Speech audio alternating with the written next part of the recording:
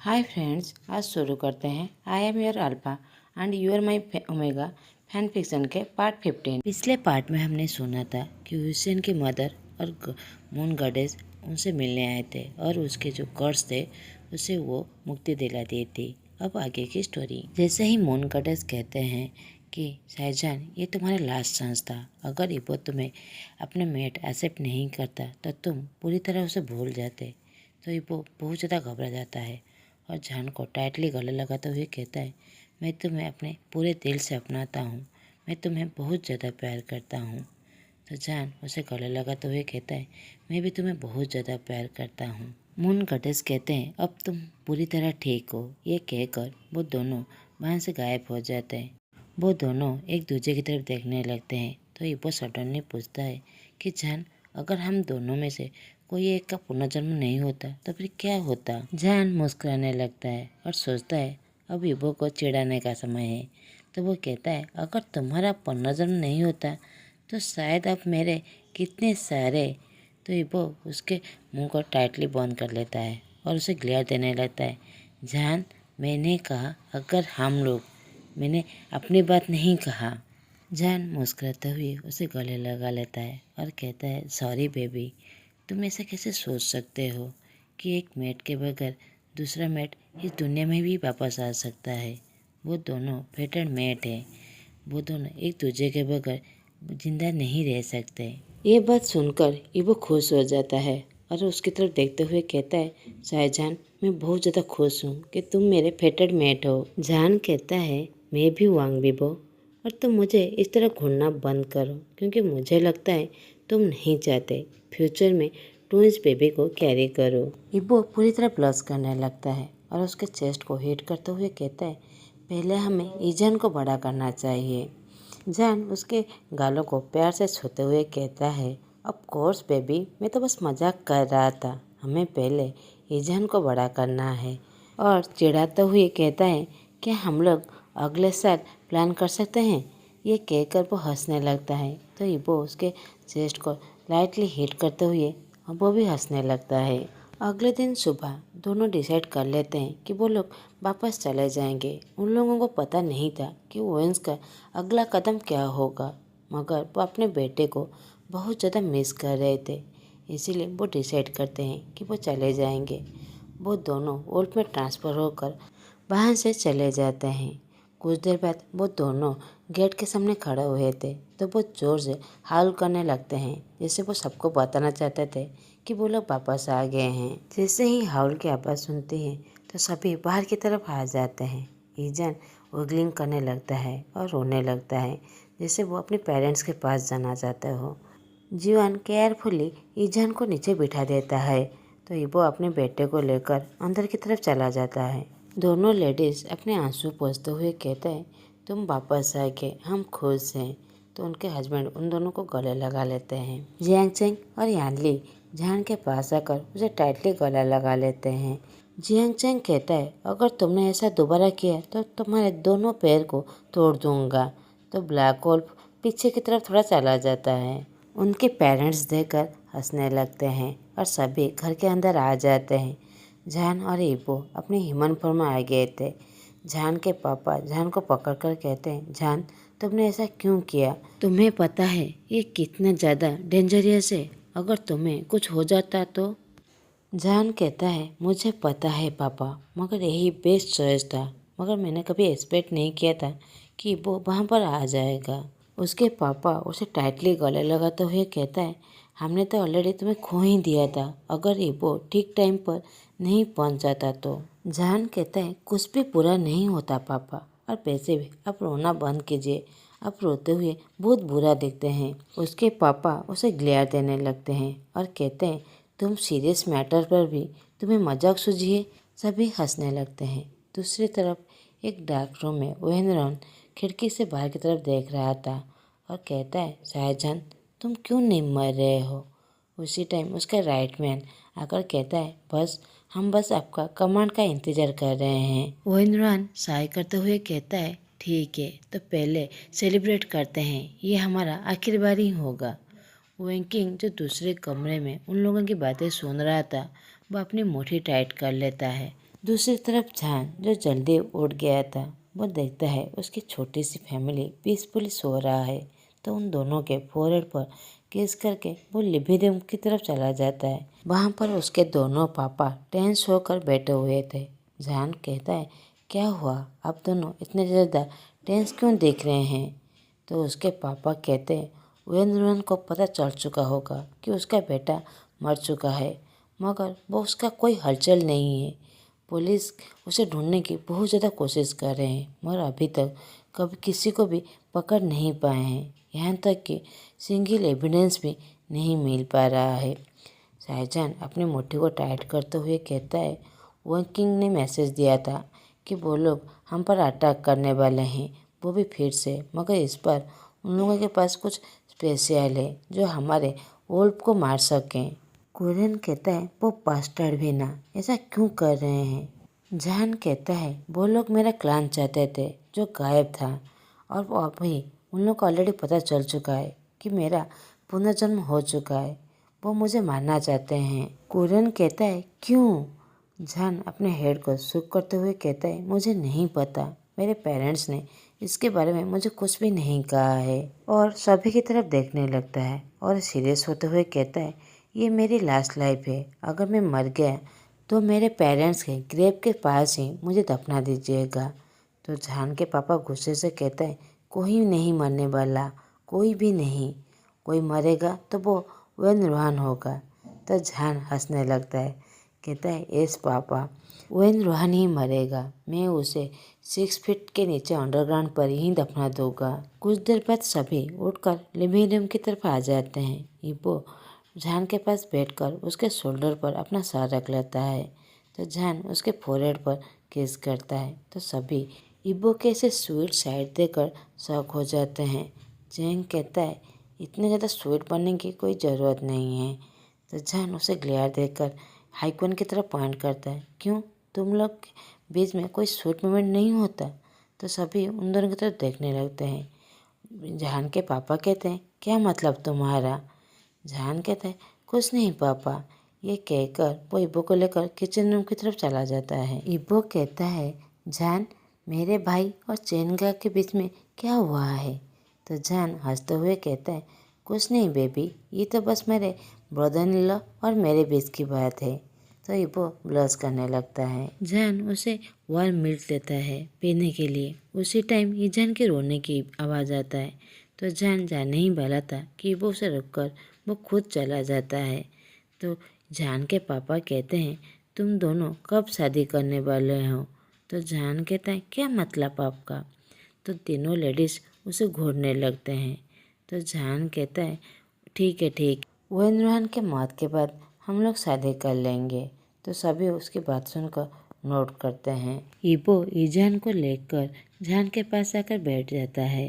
तो कुरियन कहता है, हम लोग नेक्स्ट वीक घर वापस जाने वाले हैं। मैंने कुछ लोगों को कह दिया है घर को फिक्स करने के लिए। सभी खुश होते हैं, बस इबो को छोड़कर। इबो कहता है, अगर वो लोग फिर से वापस आ गए तो वो हम पर अटैक किए तो? जैन उसे टाइटली गले लगाते हुए कहता है, तो फिर हम लोग भी फाइट करेंगे। तो इबो उसकी तरफ ग्लेयर देने लगता है और कहता है, ऑलरेडी मैं तुम्हें खो चुका था। तो जहान हंसते हुए उसकी चीक्स पर किस करता है और कहता है, मैं ठीक हूँ इबो, उस दिन मेरा अनलकी डे था। तो इबो कहता है, मैं तुम्हें इस तरह दोबारा नहीं देखना चाहता। जहान अपनी फैमिली की तरफ देखने लगते हैं, जो सभी हंस रहे थे इबो की बातों पर। जहान इबो को टाइटली गले लगाते हुए कहता है, ऐसा दोबारा कुछ भी नहीं होगा इबो, मैं प्रॉमिस करता हूँ। इबो दुखी मन से कहता है, ठीक है। तो जहान कहता है, मैं तुम्हें बहुत ज़्यादा प्यार करता हूँ। इबो ब्लश करते हुए कहता है, मैं भी तुम्हें बहुत ज़्यादा प्यार करता हूँ। तो सभी चीयर करने लगते हैं। ईजान अपने दोनों हाथों से क्लैप करने लगता है। जहान कहता है, मेरी डाटी बॉबी, ये कहकर उसके हाथ को पकड़ता है। तो ईजान उससे के हाथ को काट देता है। तो जहान कहता है, तुम डेविल, तुमने मेरे हाथ को काट दी। जहान व्हिस्पर करते हुए कहता है, इबो मुझे लगता है बेबी तुम्हारे निप्पल्स को बहुत ज़्यादा काट देता होगा। इबो उसकी तरफ देखने लगता है और अपने चेस्ट की तरफ देखते हुए कहता है, मगर मेरे निपल्स में तो कोई मिल्क है ही नहीं। तो जहान कहता है, तो फिर कुछ टेस्ट की जाए। इबो ब्लश करते हुए कहता है, सेमलेस फॉरवर्ड। जहान कहता है, बेबी तो फिर आज रात को। तो इबो उसके लेग्स को पिंच करने लगता है। जहान अपने लेग्स को रब करते हुए कहता है, बेबी आज रात को रेडी रहना। अब मिडिल नाइट हो गया था, सभी सो गए थे, बस एक को छोड़कर, जो इबो के कपड़े को अनबटन करके उसके पिंकिश निपल्स को शक करने लगता है। तो इबो कहता है, जान तुम क्या कर रहे हो? जान कहता है, मैं बस चेक कर रहा था कि मिल्क है या नहीं। ये कहकर वो फिर से शक करने लगता है। इबो उसका नाम लेते हुए मौन कर रहा था। जान जो उसके निपल्स के साथ अपने टंग से खेल रहा था। तो इबो अपने बेडशीट को टाइटली पकड़कर उसके वेस्ट के अराउंड अपने दोनों पैर को रैप कर लेता है। इबो जब पूरी तरह हीट हो गया था, जान उसे प्यार से देखने लगता है और उसे डीपली किस करने लगता है। तो इबो लाउडली मौन करते हुए उसका नाम लेने लगता है। इबो कहता है, तुम कितने ज़्यादा गंदे हो, ये कहकर और उसे डीपली किस करने लगता है। जान अपने पैंट को कहीं दूर फेंक कर उसकी तरफ देखते हुए कहता है, बेबी मैं तुम्हें बहुत ज़्यादा प्यार करता हूँ। इबो कहता है, मैं भी तुम्हें बहुत ज़्यादा प्यार करता हूँ। ये कहकर उसे टाइटली गले लगाते हुए उसे डीपली किस करने लगता है। अब उस रूम में उन दोनों की लाउडली मौन की आवाज़ आने लगता है। लकीली वो रूम साउंड प्रूफ था और ईजान यानली के पास सोया हुआ था। अब वो दोनों पूरी तरह थक गए थे। जान इबो की तरफ देखता है, जो इबो पूरी तरह थक मर के सो गया था। जान उसकी तरफ देखने लगता है और उसे फोरहेड पर किस करते हुए उसे क्लीन करता है और फिर दोनों को टाइटली गले लगाते हुए सो जाते हैं। अगले दिन सुबह लिविंग रूम पर इबिन बैठा हुआ था। तो यानली उसकी तरफ देखते हुए कहता है, इबिन तुम यहाँ पर इतनी सुबह क्या कर रहे हो? तुम ठीक हो? इबिन कहता है, जीजे मैं अपने ईयर को बाहर निकाल कर फेंक देना चाहता हूँ। यानली पूरी तरह शॉक हो जाता है और इबिन की तरफ देखते हुए कहता है, क्यों, क्या हुआ है? इबिन कहता है, कल रात से जान कहा के रूम से एक साउंड आ रहा है जिसे मुझे सोने ही नहीं दे रहा है। उन दोनों को पता नहीं था क्योंकि वो वाल साउंड प्रूफ है, मगर डोर तो नहीं। यानली पूरी तरह शॉक हो जाता है और बड़ी जोर से हंसने लगता है। इबिन की तरफ देखते हुए कहता है, ठीक है मेरा प्योर इबिन। इबिन पाउट बनाते हुए कहता है, जीजे मैं उन दोनों से बातें करना चाहता हूँ, क्या ये ठीक होगा? यानली नोट करता है और कहता है, इट्स ओके तुम उनसे बातें कर लेना, मगर हाँ मिडिल नाइट को उन लोगों के कमरे में मत चला जाना। इबिन नोट करता है और गार्डन की तरफ चला जाता है फ्रेश एयर लेने के लिए। यानली किचन रूम की तरफ चला जाता है उन सभी के लिए एक स्पेशल सूप बनाने के लिए। इस तरह समय बीत जाता है। अब 1 महीना बीत गया था। वो सभी लोग अपने मेंशन में आ गए थे। सभी खुश थे, बस इबो को छोड़कर। इबो नहीं चाहता था यहाँ पर वापस जाए। वो अपने बेटे और जान के लिए बहुत ज़्यादा वरीड था। वो हमेशा सोचता था कि वेंस को कैसे ख़त्म किया जाए। वो जान को और दोबारा मुसीबत में नहीं डालना चाहता था। दूसरी तरफ वेन किंग उन लोगों की प्लानिंग और उन लोगों के फॉर्मूले जो इबिन का था उसे चुरा लिया था। जान इबो के पास आकर कहता है, इबो मुझे नेक्स्ट वीक बिजनेस ट्रिप के लिए जाना पड़ेगा। इबो कहता है, ये क्या ज़रूरी है? तो जान कहता है, हाँ ये ज़रूरी है, पापा मेरे साथ जा रहे हैं। तो इबो कहता है, ठीक है तो फिर जैसे ही बिजनेस ख़त्म हो जाए तो जल्दी वापस आ जाना। तो जान मुस्कुराते हुए कहता है, ऑफ कोर्स बेबी। कुछ देर सोचने के बाद इबो कहता है, ठहरो, पापा तो भाई के साथ बिजनेस ट्रिप पे जाने वाला है, तुम्हारा कुछ दूसरा प्लानिंग है ना? जान उसकी तरफ देखने लगता है और कहता है, नहीं बेबी मेरा और पापा का अलग प्लान है। हाइकॉन गा को इसके बारे में कुछ भी नहीं पता है। तो इबो नोट करता है। जान लिविंग रूम की तरफ आ जाता है और मन में सोचते हुए कहता है, वाह झूठ बोलना कितना ज़्यादा मुश्किल है। उसके पापा जो लिविंग रूम में बैठे हुए थे वो कहते हैं, क्या हुआ? तो जान थम्स अप दिखाते हुए कहता है, सक्सेस हुआ, मुश्किल था मगर सक्सेस हो गया। उसके पापा कहते हैं, ऑफ कोर्स इन लोगों को इतनी जल्दी बेवकूफ़ नहीं बना जा सकता। मेरे लिए और कुरन के लिए भी बहुत ज़्यादा तकलीफ है। हाईक्वान कहता है मेरे लिए भी चेंग को समझाना बहुत ज़्यादा मुश्किल है। तो उसके पापा कहते हैं चेंग, तुम्हें चेंग से परमिशन लेने की क्या ज़रूरत है। तो हाईक्वान जान की तरफ देखने लगता है, कहता है और कोर्स वो मेरा बेस्ट फ्रेंड है तो उसे परमिशन लेने की ज़रूरत है ना। उसके पापा उसकी तरफ बड़ी बड़ी आंखों से घूरने लगते हैं। तो हाईक्वान घबराते हुए कहता है वो मेरा बॉयफ्रेंड है। सभी पेरेंट्स पूरी तरह शॉक हो जाते हैं। तो उसके पापा जान की तरफ देखते हुए कहता है तुम्हें पता था। जान नोट करता है। सभी बहुत ज़्यादा एक्साइटेड थे। तो वो हाईक्वान के चारों तरफ घेर कर उसे पूछने लगते हैं इस सब के बारे में। ऐसे ही कुछ देर बीत जाता है। वो सभी बाहर की तरफ चले जाते हैं। इबो अपने रूम से निकलकर लिविंग रूम की तरफ आ जाता है, जो देखता है कि जान वहाँ पर अकेला बैठा हुआ है। उसकी तरफ देखते हुए कहता है जान, तुम यहाँ पर अकेले क्यों बैठे हुए हो। जान उसे अपनी गोद में बैठाते हुए कहता है सभी बाहर की तरफ गए हैं बातें करने के लिए। और वो इबो के ड्रेस के अंदर अपने हाथ घुमाने लगता है। तो उसी टाइम ईजान रोने लगता है। तो इबो ईजान को लेकर जान के पास आ जाता है और उसकी तरफ देखते हुए कहता है तुम्हारे पापा तुमसे नाराज़ है। तो ईजान अपने पापा की तरफ देखने लगता है जैसे वो सब कुछ समझ गया है। तो जान उसके फोrehead पर किस करते हुए कहता है नहीं, मैं तुमसे नाराज़ नहीं हूँ। ऐसे ही दिन बीतते जाते हैं। शाहजहान और अदर अल्फाज बिजनेस ट्रिप के लिए चले गए थे। इबो जब से जान से बातें किया है तब से वो बहुत ज़्यादा रेस्टलेस हो गया है, बहुत ज़्यादा वरीड हो गया है उसके लिए। जैसे वो अगले महीने जैसे ही उसे फील हो रहा था अभी उसके लिए वैसे ही फील हो रहा था। इबो के मदर इबो के पास आते हुए कहते हैं इबो क्या हुआ, सब कुछ ठीक है। इबो कहता है नहीं मामा, मैं जान के लिए बहुत ज़्यादा वरीड हूँ। इबो के माँ मुस्कुराते हुए कहते हैं बेबी, तुम्हें पता है तुम्हारे पापा जब पहली बार बिजनेस ट्रिप पर गए थे तब मुझे ऐसा ही फील हुआ था। मगर इबो अपने हेड को शो करते हुए कहता है नहीं मामा, ये फीलिंग वैसा ही है जैसे अगले महीने मुझे हो रहा था। तो इबो की माँ बहुत ज़्यादा सीरियस हो जाते हैं और घबरा जाते हैं। तो उसे लेकर लिविंग रूम की तरफ आ जाते हैं जहाँ पर जान की माँ टीवी देख रहा था। उसमें शॉर्ट न्यूज आ रहा था कि कल 8:30 बजे फ्लाइट क्रैश हो गया था जिसके वजह से 20 लोग मर गए थे, 40 लोग इंजर्ड थे और 2 लोग मिसिंग थे। इबो पूरी तरह शॉक हो जाता है। उसकी हार्ट बीट पूरी तरह फास्ट हो गया था। वो समझ नहीं पा रहा था क्या करेगा।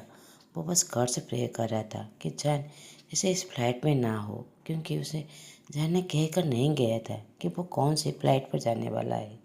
तो वो अपनी माँ की तरफ देखते हुए कहता है मम्मा। उसकी मदर और जान के मदर उसे कंफर्ट देने लगते हैं क्योंकि इस जीवन को पता था कि उसका हस्बैंड भी उन दोनों के साथ गया हुआ है। तो उसे पता है वो और उसका बेटा उस फ्लाइट में नहीं है, तो वो वरीड भी नहीं था। तो वो विपो को कंफर्ट देते हुए कहता है वो लोग वहाँ उस फ्लाइट में नहीं थे।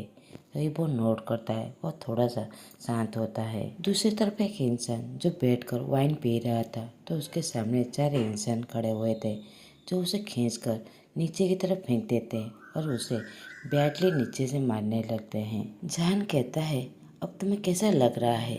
ये कहकर वो हंसने लगता है। तो वेनरन मूव होने की कोशिश कर रहा था तो उसे कहता है मूव होना बंद करो, ये यूजलेस है। क्योंकि वो लोग उसके लोअर पार्ट को बहुत ज़्यादा मार रहे थे जिसके वजह से वो वहाँ से भाग ना पाए। वेंद्रन फाइट बैक करना चाहता था मगर उसके लोअर बॉडी पार्ट पर ऐसा महसूस हो रहा था जैसे वो पैरालाइज्ड हो गया है।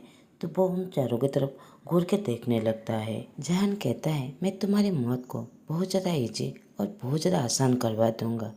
ये कहकर उसके पास बैठते हुए कहता है तुम बहुत ज़्यादा एक्साइटेड हो ना मरने के लिए।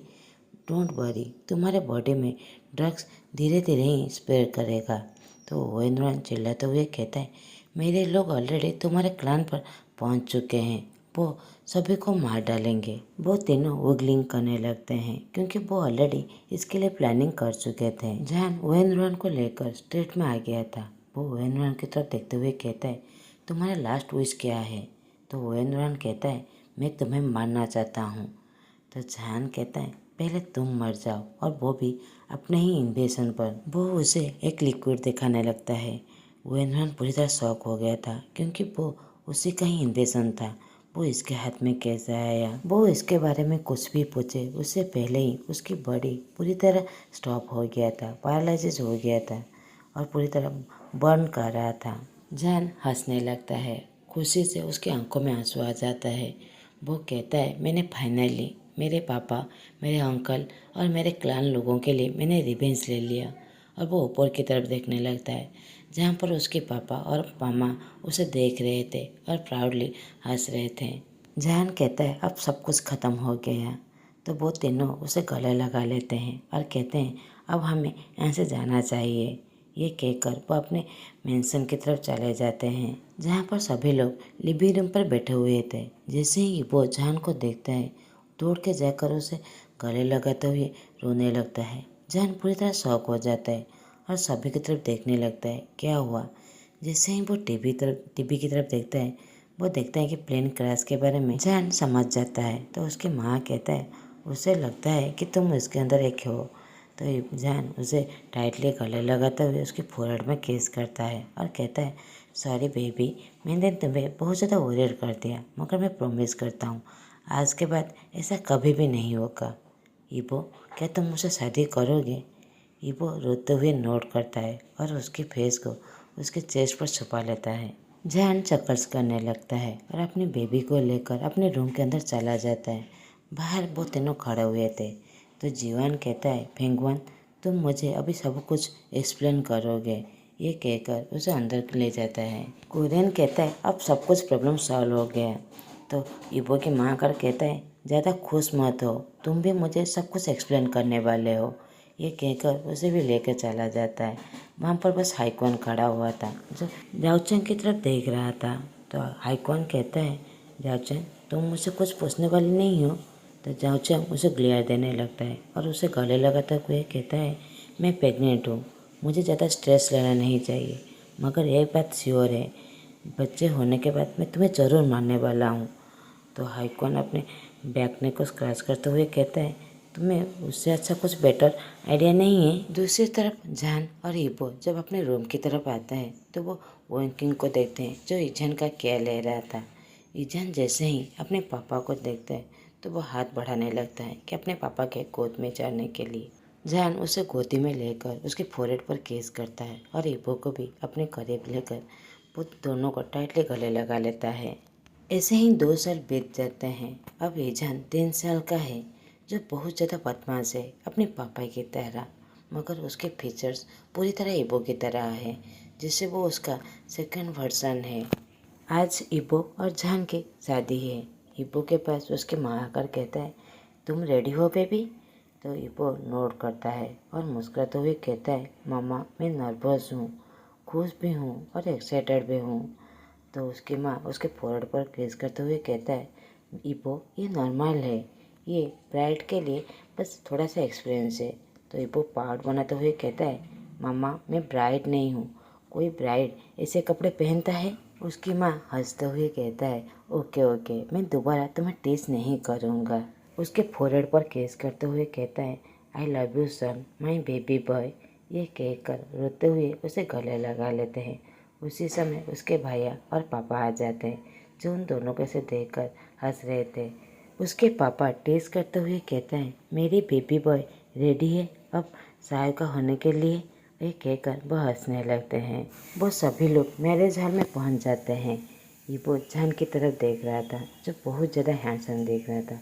उसके करीब जाकर उसके पास खड़ा आ जाता है। वो दोनों अभी प्रीस्ट के सामने खड़े हुए थे। जान कहता है, ईबो माय लव, तुम मेरे लाइफ हो, मैं तुम्हें बचपन से प्यार करता हूँ, आज भी करता हूँ और आगे भी करूँगा।